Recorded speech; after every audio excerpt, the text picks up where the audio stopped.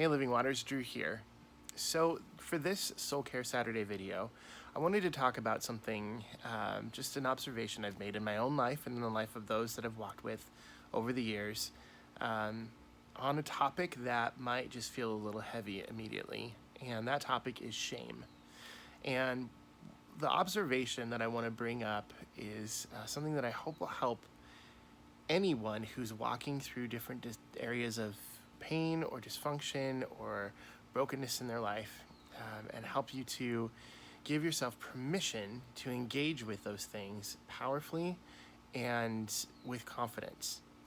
And the reason why I want to bring up this topic of shame is because something that I've seen over and over again in my own life and the lives of many other people is that when we encounter a place of brokenness in our life and we begin to experience reactions to that brokenness or mindsets that get exposed as we're being confronted in that area of brokenness, or old patterns of life or temptations or whatever it is, inevitably what I see the enemy attempt to do to me and to others is to lay a blanket of shame over those places, as if to say that, like, if we were healthier, or if we were better, or if we were more valuable, or if we were more whatever, fill in the blank, then we wouldn't be feeling what we're feeling.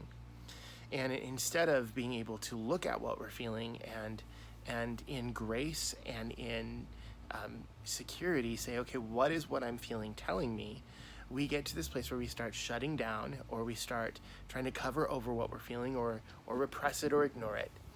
And honestly, that can be one of the most powerful hindrances to healing, is when we start feeling ashamed of whatever is coming up in us that the Lord wants to heal.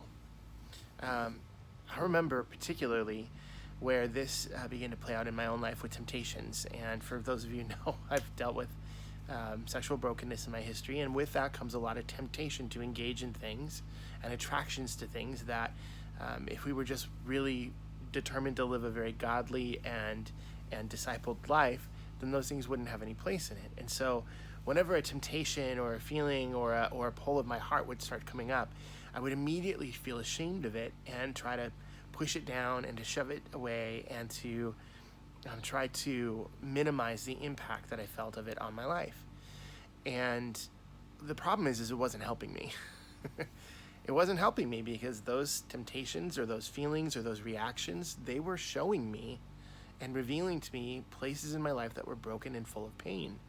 And if I continued down the path of just being ashamed of those places, I wasn't going to have the ability to actually step into them and bring them to the Lord and ask, like, what are you trying to show me through this?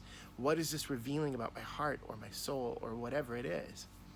And so as the Lord began to lead me in this process, he began to give me permission, because of the grace he has for all of us, to see the things that were in my life that were coming up through temptation or reaction or whatever they are.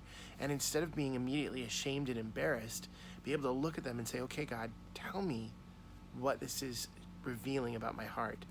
And when I began to be able to do that with him, I felt the permission to be able to go do that with other people, where I'd bring my temptations, my struggles to a trusted counselor or a good friend or a pastor.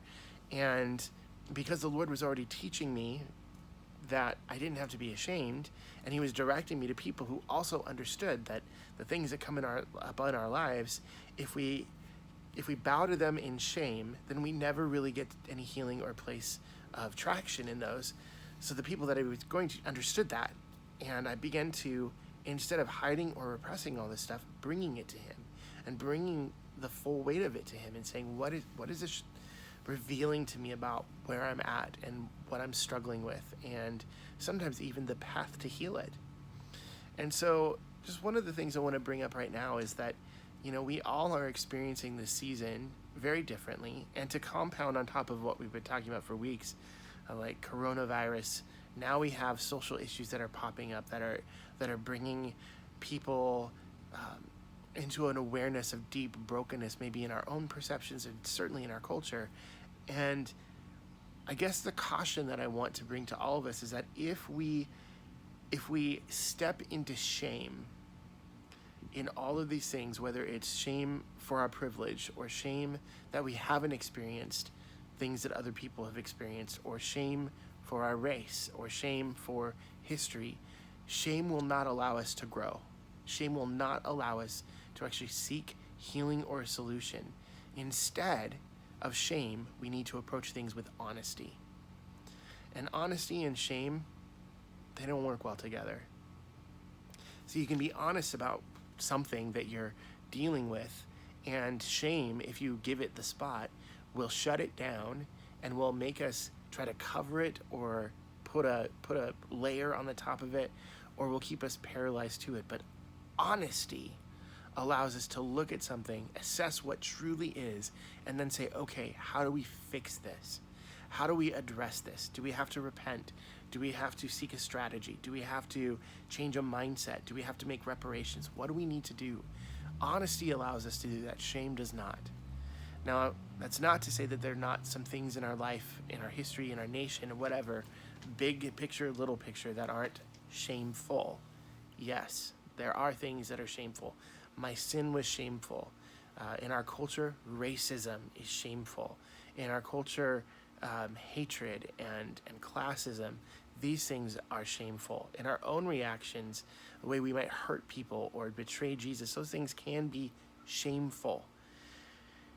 And yet, in grace, we have the ability to bring all of these things to God, boldly coming before the throne of grace in our time of need, confident that with honesty and with submission of these things, the Lord can lead us into greater healing. So I just wanted to put that out there for us today.